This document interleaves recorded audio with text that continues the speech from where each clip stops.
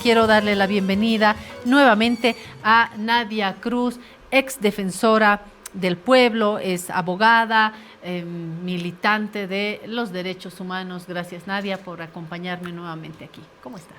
Muchísimas gracias por la invitación. Feliz con una temática importante, sobre todo para los latinoamericanos. Los bolivianos no nos salvamos de aquello, con todas las afectaciones y violaciones a los derechos humanos universales que tenemos todas y todos como consecuencia de las políticas de un presidente que más allá de ser autoritario, más allá de tener serias o haber tenido serias denuncias por delitos contra la integridad sexual de menores, más allá de todas de todo lo que se dijo en torno a las formas en cómo llegó al poder o cómo llegó a tentar el voto, pues definitivamente hoy vemos que poblaciones altamente vulnerables como población migrante, población refugiada, población LGBTIQ+, y la población en general, es decir, las más pobres de todo el mundo, de toda América Latina en particular, pues se ven afectadas.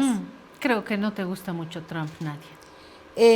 Los violadores de derechos humanos llegan a caerme un tanto mal.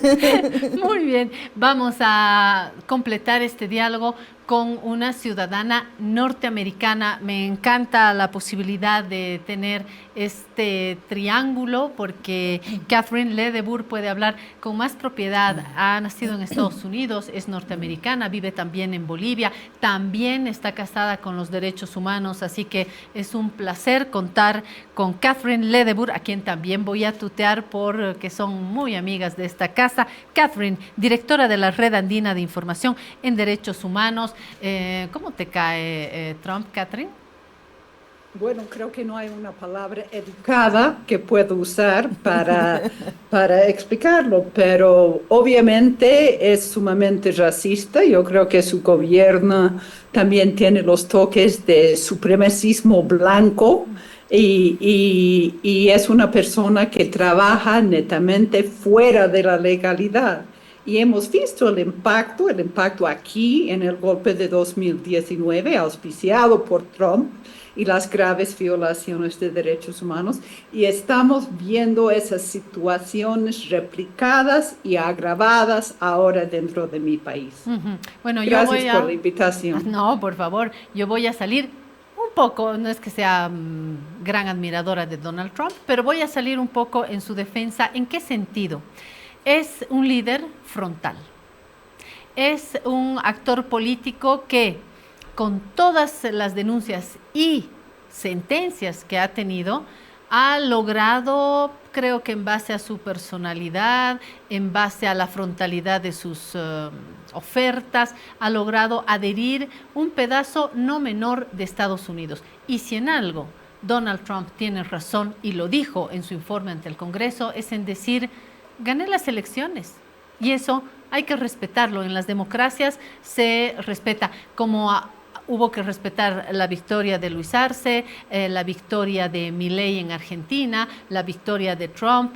Es el mandato de la votación que no lo determina todo, pero sí tiene un respaldo que es democrático, un respaldo que es legítimo, y lo voy a defender con esto más que defender. Creo que tenemos que admitir que Donald Trump es un gran orador, es un orador que nos ha nuevamente mostrado un discurso, estemos o no de acuerdo, bien articulado. Es coherente con lo que dice, tiene sus cifras, tiene sus argumentos, los hila bien, enamora a su público, lo aplauden. Miren cómo lo aplauden de pie. Claro, los demócratas calladitos se vieron más bonitos. No, eso sí, también es admirable en ese otro lado, nada de lanzar cosas, nada de tocar pitos, se quedaron ahí con unos letreritos, también en una actitud muy democrática. Quiero decirles que no deja de llamarme la atención la fuerza del discurso y cómo se va, además, contra todo el mundo. Lanzó un incremento de aranceles a sus amigos canadienses, a su vecino México, a Europa, va contra los chinos, recibe a Zelensky y se mandó la escena que se mandó. Es decir, personalidad y valentía y frontalidad tiene. Reitero, no es que esté acá para defenderlo a él, pero creo que son elementos de su perfil político que también hay que mencionar. Un columnista de La Razón, Bustillos, nuestro columnista Bustillos, ha escrito sobre él y decía y remarcaba, hay que mencionarlo también, que tiene sentencias. O sea, Donald Trump es una persona que acumula una carpeta pesada en lo legal. Pero bueno, no me voy a alargar más. Sí les voy a proponer, Nadia y Catherine, una introducción que logro gracias a mi colega Daniel Gutiérrez, que hace como un resumen de estos cambios propuestos. Además, pone el foco en lo que hace a los derechos humanos y las consecuencias que podemos tener, por supuesto, en Estados Unidos, en un primer anillo, pero también en otros lugares del mundo. A ver.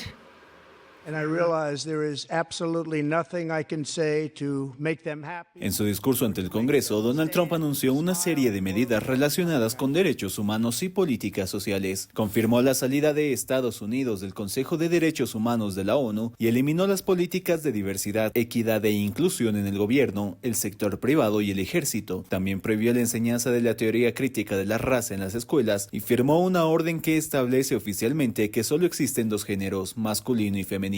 Además, bloqueó el financiamiento público a instituciones que realicen cambios de sexo en menores y pidió al Congreso aprobar una ley que prohíbe estas intervenciones de forma permanente. También firmó una orden ejecutiva que prohíbe a las escuelas públicas incluir la ideología transgénero en su educación.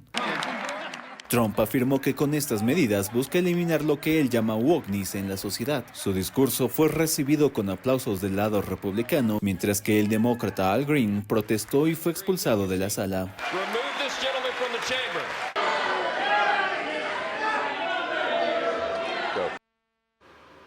Sí, fue el único representante en este Congreso que se levantó y protestó y lo sacaron. Vimos los gestos. Yo estuve atenta el martes en la noche, ¿no? Martes de Chaya, lo recuerdo, y estaba yo muy pendiente de los gestos, de lo que sucedía, y en efecto vimos al vicepresidente decir más o menos, sáquenlo, ¿no? Y el gesto que hace la persona que está delante de este representante también dice, fuera, porque aquí está haciendo bulla, y había como una algarabía.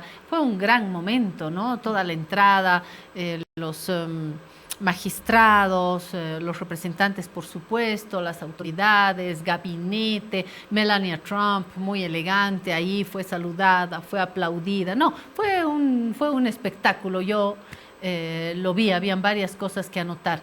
A lo que vinimos, Catherine, voy a comenzar con la norteamericana. ¿Qué es lo que subrayaría, Catherine, de todo este discurso? ¿Con qué se queda, para bien o para mal? Bueno, yo primero subrayaría que sí fue democráticamente electo. Sin embargo, Estados Unidos es el único país que yo conozco donde puedes estar imputado de un delito grave y condenado. Ojo, no tiene el derecho, por ejemplo, de votar en Estados Unidos Donald Trump, pero aún puede ser electo presidente. También no ganó el voto popular. Hay un sistema de votación electoral que brinda todos los votos de un estado a otro. Entonces yo argumentaría primero que el sistema electoral norteamericano no es equitativo y no es democrático. Yo creo que es importante que él destaque la importancia de respetar las elecciones. Sin embargo, en el 6 de enero en 2021, él no lo hizo. Y y la gente que él apoya han atacado el Capitolio para evitar que ratifiquen la elección. Toda esta gente ya con condena y todo, él ha dado amnistía, ya no tienen sentencia, les borró el récord.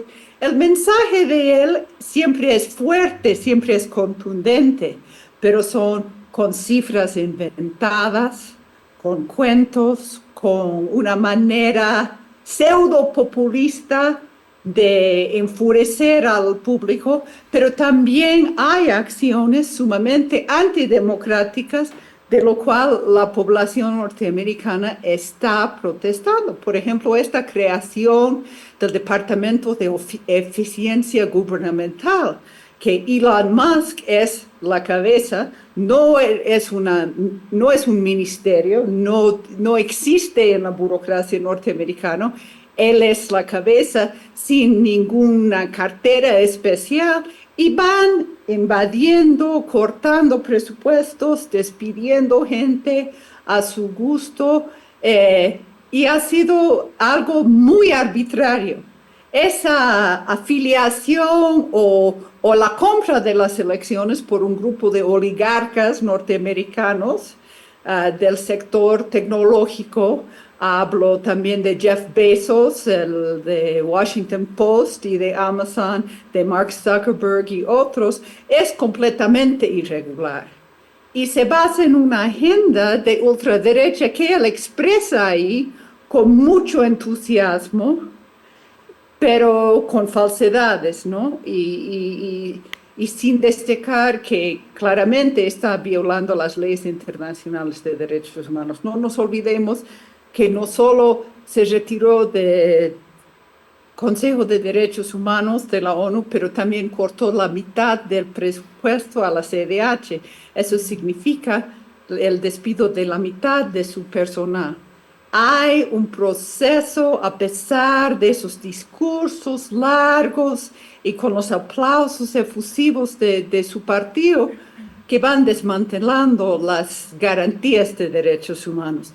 Vemos en los migrantes en Estados Unidos, en las deportaciones, donde vienen hasta niños enmaniados, gente deportada a terceros países, gente de la población indígena detenido por ser indocumentados, una serie de graves violaciones los cuales yo estoy segura, Claudia, que van a tener repercusiones terribles en nuestros países. Perdón, flaqueo el español. No, tienes un excelente español, Catherine, te lo agradezco. Habrá repercusiones, ya las hay. Si no, pregunten en México, pregunten en Colombia, también en Bolivia. Y ya hemos tenido ciudadanas y ciudadanos bolivianos que fueron encontrados y las formas, ¿no? Hablaremos de esto enseguida.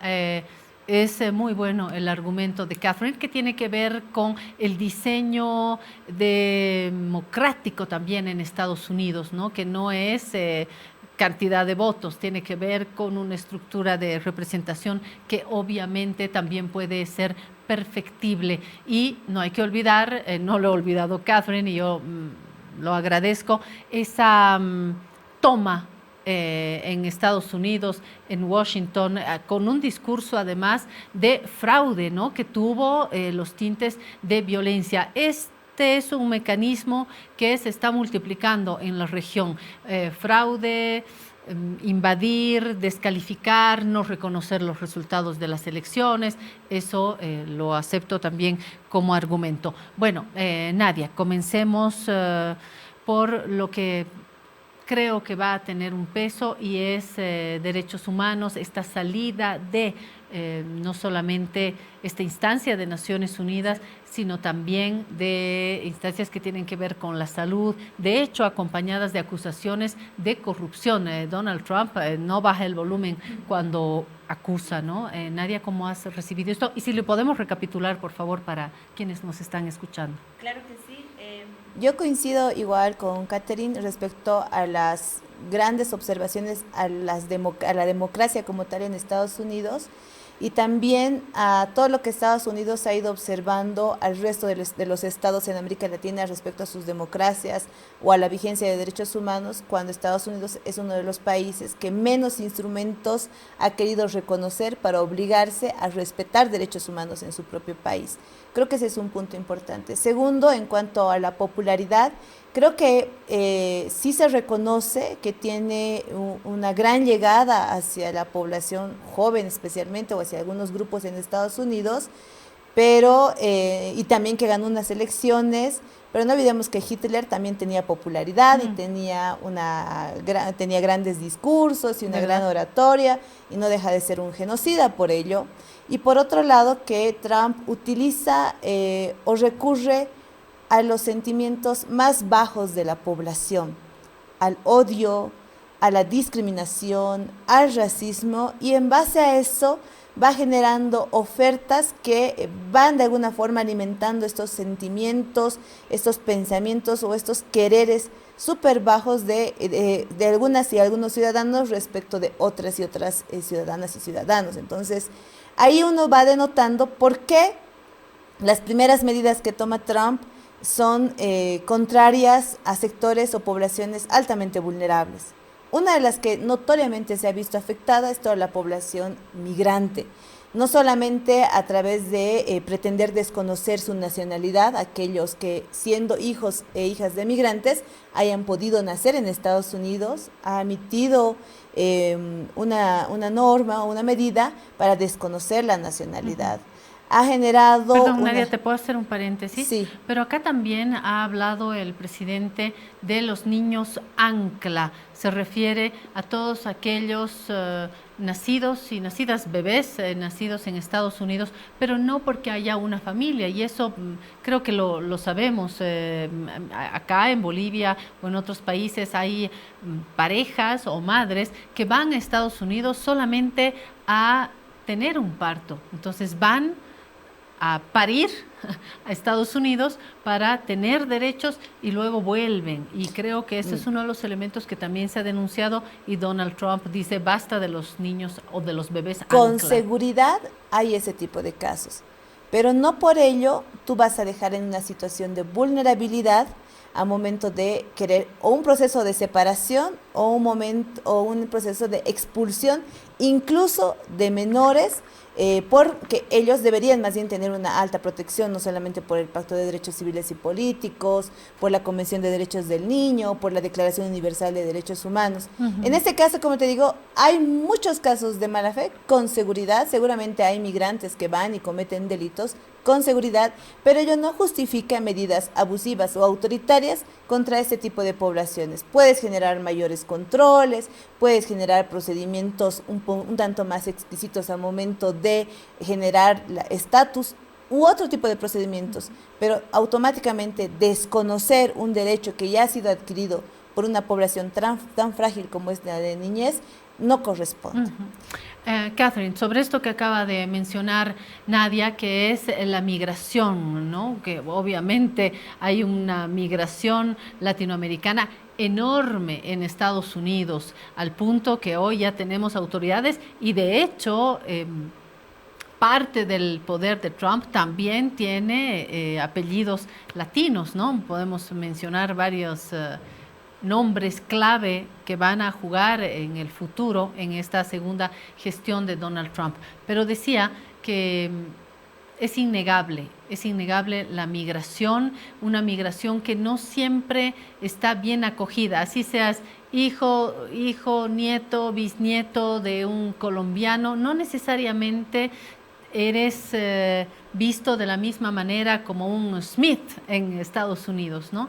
Creo que hay que pensar un poquito cómo miramos esta población que ha migrado y en efecto, como dice Nadia, hay migrantes sin papeles, puede haber delincuentes, pero creo que nada justifica lo que dijo el actual presidente, ¿no? Vacían sus cárceles y sus centros psiquiátricos en Estados Unidos. Creo que esa es una caricatura y yo creo que también hay que hablar de una población latinoamericana, solo por hablar de una parte de la migración que hace a Estados Unidos, porque hay chinos, hay indios, hay coreanos, hay europeos, en fin, solamente hablamos del pedazo enorme latinoamericano que ha construido Estados Unidos. Cuando nos invita al 4 de julio la encargada de negocios en La Paz, que nos invita nachos, hamburguesas, chili. Entonces creo que hay una identidad ahí. No sé cómo describes hoy el aporte también de la migración latinoamericana, Catherine. Bueno, yo lo describiría como algo imprescindible. Primero quería referirme a ese discurso de bebés anclas que nacen en los Estados Unidos. La enmienda 14 de la Constitución Política de Estados Unidos da el derecho de ciudadanía a todas las personas nacidas en Estados Unidos. Esto Trump quiere quitar no solo de los que han entrado ilegalmente, pero si sus papás no han sido ciudadanos. No nos distraigamos de ejemplos claves y pretextos que tapan un discurso antilatino, antimigrante, racista, discriminatorio.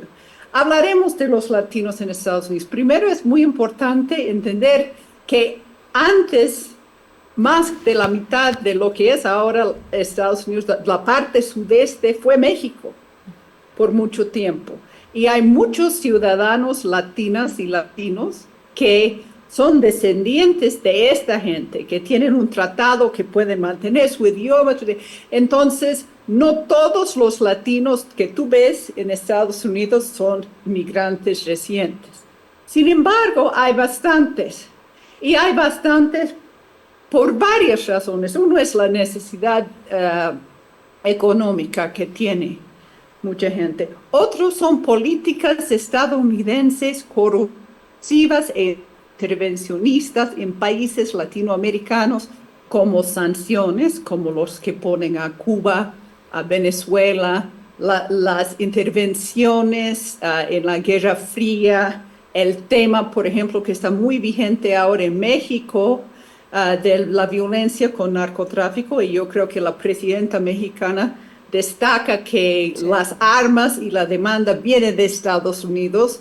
O sea que hay situaciones complejas en Estados Unidos cuando se habla de las pandillas, por ejemplo, salvadoreñas, M16, o esto M13, viene de migrantes maltratados y excluidos en Estados Unidos, deportados de vuelta a El Salvador. Entonces, Estados Unidos no es libre de provocar los problemas que obligan a la gente a migrar por necesidad.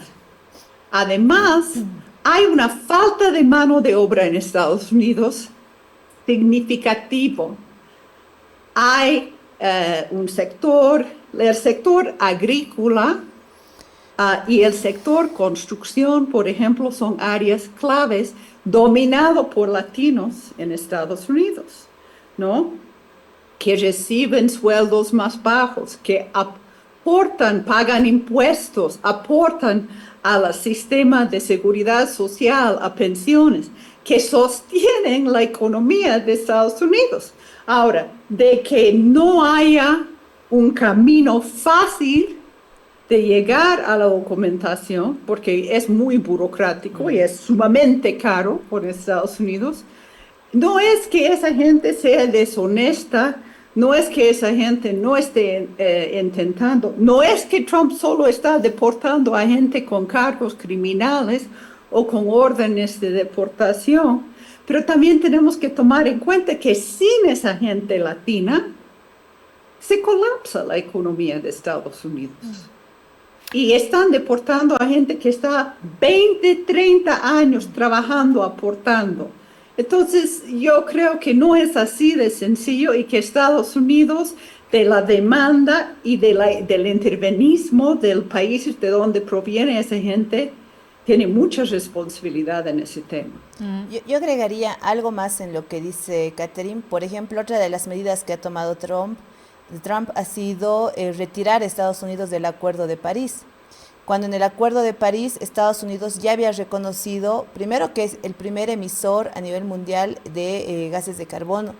Los gases de carbono generan todo lo que es calentamiento global. El calentamiento global genera una suerte de cambio climático, genera desplazamientos. El desplazamiento está vinculado específicamente a sectores más pobres, más vulnerables, que luego son los migrantes que van buscando otras oportunidades porque en sus territorios no hay tierra, no hay agua, no hay forma de sobrevivir y luego no son criminales, pero van buscando nuevas oportunidades. Entonces, ahí Catherine da un ejemplo muy bueno de cómo Estados Unidos es causante de miseria, pobreza y graves problemas en América Latina que generan una suerte de desplazamiento de mujeres y hombres en busca de nuevas o sobrevivir en nuevos proyectos de vida, y ahora resulta que el mismo, después de reconocer que es el gran causante, decide expulsarlos nuevamente hacia lugares donde Estados Unidos ya ha intervenido de mala forma, por un lado. Por otro lado, no hay que olvidar que dentro de las medidas que está tomando Trump, después de que de alguna forma se intentaba muy mínimamente reparar, incluso con políticas de intervención a través de proyectos o programas para desarrollo, disminución de brechas de desigualdad, todo lo que es agricultura, entre otros.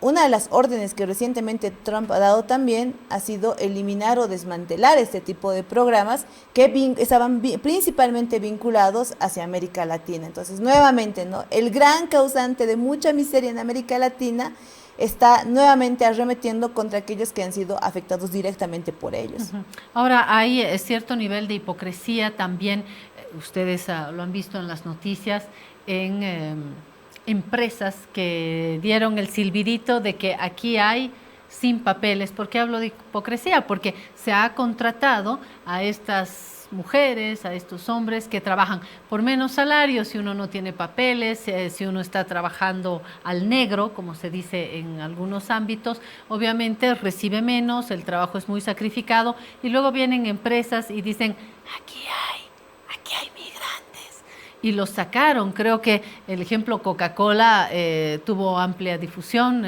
Catherine, ¿qué rescatas de esto? Bueno, hay una población latina documentada enorme en Estados Unidos. Irónicamente, 60% de ellos votaron por Trump. Hasta algunos de ellos están enfrentando consecuencias. Pero esta población suele ser, o en el pasado ha sido, sumamente dividida. Por ejemplo, si hablamos de la población mexicana, ¿no?, que tiene distintas, y el mismo lema de Trump, o esa idea de dividir, de tú llegaste antes, eres legal, y esta persona ilegal es distinta, ha servido mucho. Pero lo que estamos viendo en el caso de Coca-Cola y en otros negocios que han apoyado Trump, las tiendas Target, Walmart, es un boicot de latinos dramático que está afectando sus ventas. Un boicot de latinos con mucho apoyo de la población negra en Estados Unidos, más las protestas vocales en reuniones de congresistas republicanos reclamando. También lo que estamos viendo son grupos de apoyo a los migrantes que están afuera con megáfonos dictando sus derechos. Pero el problema es que cuando no hay un respeto por el Estado de Derecho, podemos decir a los migrantes no es necesario abrir la puerta para migración, no tienes que ir con ellos. Pero ellos sí están rompiendo las puertas, ellos sí están enmaniándoles, ellos sí están arrastrándoles, llevándoles a la cárcel, los centros de detención, algunos a Guantánamo, otros ciudadanos a Panamá, y están encerrados sin ninguna explicación en un hotel. Entonces, hay movimientos de protesta. Los mexicanos y el discurso de la presidenta mexicana ha sido algo que ha consolidado eso, pero no se ve desde las bases un movimiento con fuerza o con decisión para intentar frenar eso. Y los demócratas les ves sin estrategias, sin mecanismos, medio paralizados, y eso yo creo que es sumamente preocupante. Ustedes han hablado de las formas y quiero también, antes de hacer un pequeño corte en nuestro diálogo, hablar de estas formas, al margen de lo que dice la normativa, de las determinaciones que pueda tomar dentro de su libertad y su soberanía un país, están también las formas. Veíamos algunas imágenes que no pueden sino lastimarnos como latinoamericanos, pero como ciudadanos del mundo, ver una persona pero con los pies encadenados, ¿no? Enmanillados. Enmanillados, en una forma que es humillante. Creo que se puede hacer sin humillar. Fíjense cuando viajamos, cuando vamos a Estados Unidos, Europa, cuando uno pasa por los aeropuertos y tiene que poner la maleta, las llaves, sacar todo, ese control puede ser muy, muy minucioso, lo aplaudo, detallado, lo aplaudo, cumplidor de la ley, lo aplaudo, mientras no nos hagan sentir delincuentes, ¿no? A veces hay un trato que uno definitivamente pasa de ser ciudadano a sentirse un delincuente o una delincuente, ¿no? No quiero pensar lo que sienten personas sin papeles que están en falta y viene un grupo norteamericano o europeo y los hacen sentir definitivamente que no son seres humanos, ¿no?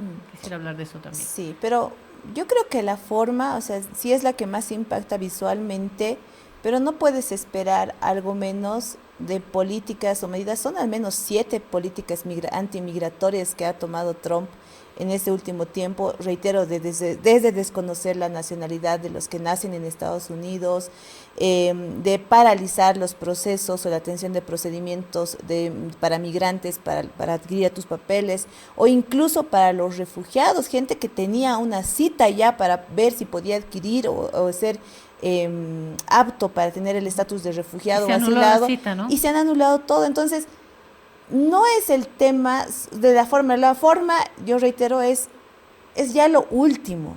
Lo que vemos en la pantalla. Es lo que vemos en la pantalla. El tema central es esta política de odio hacia aquellos que aparentemente no han nacido en tu territorio, cuando ni siquiera Trump es totalmente estadounidense de alguna forma. Ni la esposa, por un lado. Y por otro lado, no hay que dejar de lado que estas políticas migratorias o estas políticas de ponernos fronteras, lo que hacen es dividirnos a las mujeres y a los hombres del mundo. Bolivia, hace algunos años atrás, no sé si en el actual gobierno esto seguirá, pero apostaba por una ciudadanía universal, de decir, la única diferencia entre vos y yo es que vos te llamas Claudia, yo me llamo Nadia, si tú puedes ser de Pando, puedes ser de Colombia, puedes ser de Uruguay, y yo soy boliviana, no deberíamos tener ningún tipo de diferencia porque los derechos son universales, los derechos son iguales para todas y todos, y los estados, sea Estados Unidos, sea México, sea Uruguay, sea Colombia, sea Bolivia, tienen que tener una visión no solamente respecto de sus nacionales, porque esa es una visión, reitero, así de limito mi obligación de garantía a solo lo nacional, cuando la obligación de un Estado, porque es un constructo de dar tu soberanía, de ceder parte de tus libertades, debería ser para que todas y todos los que están en el Estado nos protejan a las ciudadanas y ciudadanos. Yo soy una anti-fronteras, me considero así porque las fronteras lo único que han demarcado es la distribución que se ha hecho durante la colonia, especialmente en América Latina, de los territorios. Sí, en África también. Si tuviéramos que hablar realmente de nacionalidades, no serían las fronteras que tenemos ahora, tendría que ser la división por pueblos, por los pueblos que estaban asentados en estos territorios. Pero no se va a llegar a eso, pero al menos, por lo menos desde la visión de derechos humanos, ha sido una corriente muy fuerte que Trump le está llevando al piso de debemos superar la idea de que una frontera te da más o menos derechos. Superemos la idea de que un papel te hace más ciudadana o menos ciudadana. Superemos la idea de que un estatus te hace ser una mejor mujer o una peor mujer, por tanto vas a tener más o menos derechos. Yo creo que ese es uno de los temas de fondo fuertes, por un lado. Por otro lado, reitero, todo lo que han generado los grandes imperios como Estados Unidos en América Latina particularmente por el uso o el robo de nuestras materias primas, de nuestros recursos naturales, las políticas de intervencionismo dentro de nuestros territorios, ha generado pobreza, ha generado grandes periferias en la población que luego han sido desplazadas. Y actualmente, con la eliminación o con quitar recursos a la OPS-OMS, con retirarse del Acuerdo de París, con salir del Consejo de Derechos Humanos, lo único que están ratificando nuevamente es ponerse un gran muro a Estados Unidos, desconocer las grandes consecuencias que ellos han generado con sus políticas hacia América Latina y, por último, generar una suerte de que los pobres, que luego pudieron o no convertirse en criminales, pero los pobres que ellos han generado, nuevamente expulsarlos hacia la miseria. Ahí tú nuevamente ves una política de odio, una política de exclusión, una política de diferenciación y claro, lo que decía Catherine, ¿no? Una política más blancoide, ¿no? De superación de raza, que yo entendía que la habíamos pasado ya hacia muchos años, pero que Trump la vuelve a instalar y su pequeño Trump aquí al lado en Argentina con Milei trata de replicarla. Eso también es lo peligroso porque aparentemente están utilizando discursos de odio, recurren a los sentimientos más bajos de la población en cuanto a su racismo, a su discriminación, que lo tenemos también en Bolivia, para adquirir popularidad y luego venderte ese tipo de políticas nuevamente para seguir agrandando las brechas de desigualdad y teniendo ciudadanías de primera y de segunda. Voy a hacer una pausa y esto que acaba de decir Nadia me invita a hacer el puente de Estados Unidos al resto del mundo, porque aquí hemos puesto el foco en Estados Unidos, en sus políticas de no recepción de migrantes en muchas de sus categorías y toca mirar otros países, no solamente América Latina, vamos a Europa, donde también hay más de un gobierno de derecha o movimientos de derecha que se van a hacer poder pronto. En Francia, por ejemplo, se habla de una gran posibilidad de que Le Pen asuma el poder. Se habla de las políticas en Alemania, por ejemplo, donde panfleteaban pasajes de avión. Nos ven morenas, latinas o latinos o chinos y te panfletean billetes de avión, pases a bordo, vete a tu país, aquí está tu pasaje. Esta es también una de las caras que se está viviendo en Europa y en América Latina. No sé cuán bien recibidos se sienten los ciudadanos y ciudadanas bolivianas hoy en Argentina. Seguimos siendo las y los bolitas que cultivan los tomates, que hacen en grandes fábricas ropa, en fin, este tema de la migración tiene que ver con todos los países. Y aquí mismo, dentro de Bolivia, ¿cómo reciben en Santa Cruz a los collas? Ah, qué lindos los collas, y los collas a los cambas también, ¿no? ¿Cómo tratamos a la mujer camba? Una mujer cruceña, amiga mía, me dijo, cuando nos dicen, estaba con una cambita, ¿qué estamos diciendo detrás de una cambita? ¿Qué estamos dejando sobre la mesa en el trato, en los adjetivos que ponemos a ese otro, a esa otra que es diferente? Bueno, ahí voy arrancando otros temitas que hacen a esta. Tengo para esta segunda parte, esto es como la cueca, se va la segundita, tengo una información de AFP sobre estas decisiones de Donald Trump y un posible retroceso. A ver, se lo explico ahora. Revés judicial para Donald Trump. La Corte Suprema de Estados Unidos rechazó el miércoles una orden del presidente de congelar unos $2.000 millones en pagos a organizaciones de ayuda internacional.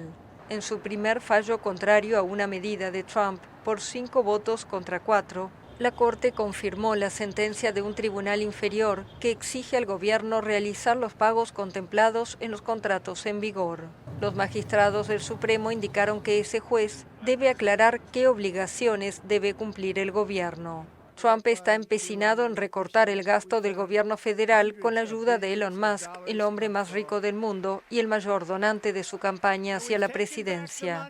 Al asumir el gobierno el 20 de enero, el mandatario firmó un decreto con el que ordenó congelar durante 90 días la asistencia internacional. Uno de sus objetivos es recortar las ayudas de la Agencia de Estados Unidos para el Desarrollo Internacional, USAID, que cuenta con programas sanitarios y de emergencia en unos 120 países. Trump ha dicho que esta agencia está dirigida por lunáticos radicales, mientras que su nueva mano derecha la ha calificado de organización criminal. Bueno, de esto sí que sabe Catherine Ledebourg, que tiene mucha información al respecto. Acá sabemos que el entonces presidente Evo Morales expulsó al embajador, recibimos el mismo trato por las normas diplomáticas, no tenemos embajadores entre Bolivia y Estados Unidos, y también hubo un corte con un gran tijeretazo de USAID. No sé qué repercusiones puede tener esto para nuestro país, de repente menos, pero para otros países sí puede tener un cambio fundamental, para bien, para mal. ¿Qué lectura hace Catherine de esto? Bueno, yo creo que la manera que lo ha hecho Musk, sin una investigación clave, de una manera completamente ilegal, abrupto, sin ninguna prueba de corrupción, no corresponde. Es importante notar que los de la administración Trump y Musk dicen que no sienten la necesidad de acatar las órdenes judiciales, aunque sea de la Corte Suprema. Entonces veremos qué pasa. Eso dicho, USAID ha hecho algunas cosas bastante cuestionables en Bolivia y en muchos países, ¿no?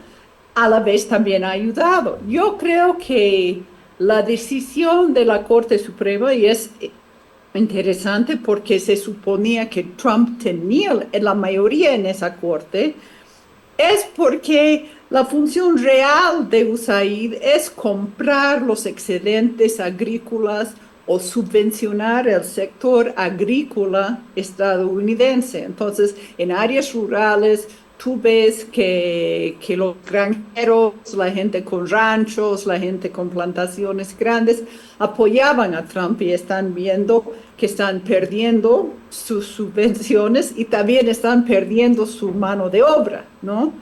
Entonces, es un ataque a una institución sin una investigación, merece ser investigado. Toda la burocracia de Estados Unidos merece hacerlo, pero no de esta manera. Y también la otra protesta y la otra cosa inesperada fue el despido masivo de contratados por USAID, por sus subcontratantes y de muchos otros organismos del Estado federal. O sea, está generando un desempleo y una crisis agrícola en áreas rurales también. Entonces, no sabemos qué va a pasar, ni si van a cambiar. Está en por ver porque todo está sumamente impredecible, Claudia. Uh-huh. Y es verdad, Donald Trump hizo referencia al mundo de los agricultores, dijo que tiene una conexión especial, es proteccionista también, y esto no solamente hace Estados Unidos. Yo en el anterior bloque les invitaba a ver las características, los comportamientos frente a los fenómenos de migración, no solamente en Estados Unidos, vamos a ver qué hacen también en los países europeos. No es que nos reciben con una fiesta, con una piñata cuando llegamos a países europeos, qué hacen otros continentes, cómo se comportan, por ejemplo, en Asia, qué pasa en América Latina, Argentina, con los peruanos, con los bolivianos, los mexicanos, los salvadoreños. Hay un entramado ahí, pero esto que nos marca Catherine tiene que ver también con cómo nos estamos relacionando, no solamente respecto de la migración, sino de estos otros puentes, ¿no? Y yo quisiera pasar también a mencionar esta guerra arancelaria. No sé si me precipito, Nadia, Catherine, en hablar de una guerra arancelaria, porque hay un proteccionismo. Estaba yo al inicio de esta intervención hablando de los cuidados que tiene cada país, ¿no? Los franceses cuidan sus productos también, no permiten que vengan productos de otro lado y que haya caer los precios de los agricultores franceses, y lo podemos decir también con otros países europeos. Estamos cuidando, acá mismo decimos, ¿no? ¿Por qué estamos comiendo uva chilena si hay uva en Tarija? ¿Por qué estamos privilegiando la fruta que viene de afuera, modificada? En fin, una serie de elementos que nos hacen pensar también en las protecciones legítimas de cada país, pero que me parece que estamos yendo a una guerra arancelaria. México es uno de los primeros objetivos, pero lo es también Europa, también Canadá, también China, y Nadia, Catherine, ya han hablado, los chinos han dicho, autoridades chinas han dicho, bueno, vamos a jugar este juego, tenemos cartas y vamos a ir hasta el final. También hablaron en Canadá, Trudeau dijo, ¿cómo? Nosotros, su amigo, su hermano, su vecino, y nos hace esto, lo dijo con un tono muy triste, Trudeau. Y Claudia Sheinbaum, la presidenta mexicana también, ella es muy serena. Yo lo decía ayer, tiene la cabeza fría. Ella no, como decimos popularmente, no va a ir a boconearse con nadie. Es muy serena y dijo, muy bien, nosotros también vamos a responder. Tenemos un plan A, tenemos un plan B, tenemos un plan C y tenemos un plan D. Y próximamente van a ver, como dicen también popularmente, ahora van a ver mañana, ¿no? Pero creo que todo esto se está poniendo color hormiga, Nadia. Sí, en lo primero que señalabas, todos los estados tienen políticas migratorias porque así se nos han impuesto. El tema de tener fronteras implica que tengas políticas migratorias, normas migratorias. Desde los derechos humanos se ha procurado siempre aperturar lo más posible hacia una ciudadanía universal, rompiendo ese tipo de procesos o amplificándolos por lo menos. En el caso particular de Estados Unidos, más allá de las reacciones que puedes tener en la ciudadanía, son las medidas estatales, que son no solo no permisivas o son vulneratorias, sino que son regresivas. Es en lo que nos había costado tanto avanzar durante décadas. Viene un presidente que siente que es todopoderoso por encima de la Corte Suprema, por encima de un Congreso, y decide bajarlas. Creo que eso es lo preocupante, y esa es la alarma que deberíamos tener particularmente los latinos respecto hacia todos los estados, por un lado. En el tema arancelario, evidentemente, a mí me ha gustado muchísimo igual la respuesta de México. Creo que el 9 en el Zócalo van a tener un gran mitin, un gran debate entre Estado y sociedad civil para ver cómo va a ser la respuesta. Me ha parecido una de las más estructuradas, más fabulosas, más legítimas que ha podido adquirir Claudia Sheinbaum. Pero también las otras respuestas de los estados. Canadá ya ha empezado a sacar productos de los supermercados de origen estadounidense. Claudia Sheinbaum además se ha podido reunir con empresarios de origen estadounidense que están asentados dentro de México para poder generar una respuesta. Y lo que tú decías, China, yo creo que aquí esta muestra nos está señalando países fuertes como estos que he mencionado, porque en América Latina lastimosamente somos bastante débiles, pueden hacer un gran bloque o un gran frente a ese tipo de medidas que en algún momento ya parecen como la caricatura que señalaba Lazar, ¿no? Es un laberinto, pero ese laberinto también nos está mostrando un poco de locura y un muro respecto a él donde se va quedando solo. Es decir, el imperio ya no puede ser imperio solo dentro de sí. Yo ahí asumo que hay dos medidas más que ha tomado, una respecto a la ampliación del uso del TikTok y otra medida que limita el derecho o la obligación de los medios para poder informar ante la desinformación. Entonces, ahí se está jugando una esfera virtual, una esfera híbrida, donde es la nueva forma de hacer intervención, es la nueva forma de hacer política, es la nueva forma de generar tendencia, que también Trump lo está tratando de manipular desde ese lado. Pero aquí va a ser muy importante la respuesta que puedan dar particularmente Canadá, México, China y Europa, pero en lo que corresponde a América Latina, particularmente México y Canadá. Dejamos de ser el western, esto ya no es solamente Estados Unidos y Rusia, tiene muchos polos y yo no tengo tiempo, así que solamente les digo gracias Nadia Cruz, gracias Catherine Ledebour. Les invito a que esto que se les ha quedado a ambas que quieren decir, escríbanlo y publíquenlo en nuestras páginas para que continuemos con este debate. Gracias Catherine, gracias Nadia, a usted que nos ha acompañado en este que creemos que es un diálogo. 30 segundos. 15 segundos. Hoy se va a celebrar una audiencia en la Comisión Interamericana de Derechos Humanos donde se van a evaluar las recomendaciones que ha dado el GIEI al Estado boliviano. Algo que quiero denunciar es que justicia para las víctimas de graves violaciones a los derechos humanos en 2019 y 2020 no han sido reparadas actualmente, por un lado. Segundo, el actual gobierno ha señalado y ha informado a la Comisión que iba a retirar el tipo penal de terrorismo de la legislación boliviana y solamente el año pasado ha encausado casi 100 causas en contra de protestantes o disidentes a su gobierno por terrorismo o financiamiento al terrorismo. Eso es muy importante, ojalá toda la población pueda seguir la audiencia, es en la tarde, es pública y en las páginas de la Comisión Interamericana de Derechos Humanos. Perfecto, que nos sirva de conclusión. Gracias a mis invitadas.